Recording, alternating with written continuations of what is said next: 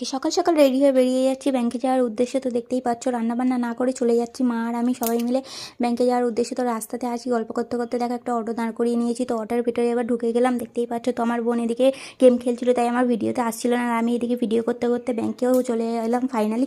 তো দেখতেই পাচ্ছ ব্যাংকের ভেতরে ঢুকে গিয়েছি। ব্যাংকে লুকিয়ে লুকিয়ে একটু ভিডিও করছিলাম, কারণ ভিডিও করতে অতটা দেয় না। তো ব্যাংকের কাজ সেরে বাইরে চলে এসেছি।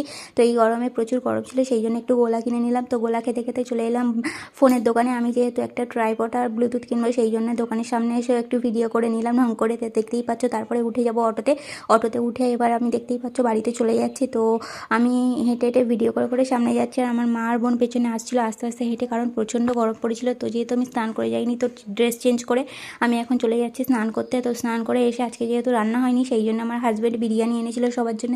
তো বিরিয়ানি খেয়ে নিয়েছি। তো দেখতেই পাচ্ছ এবার আমি দেখাবো কী কিনেছি। তো আমি এই ট্রাইপডটার ব্লুটুথটা কিনেছি। কেমন হয়েছে তোমরা নিশ্চয়ই বলবে, আর ভালো লাগলে লাইক কমেন্ট শেয়ার আর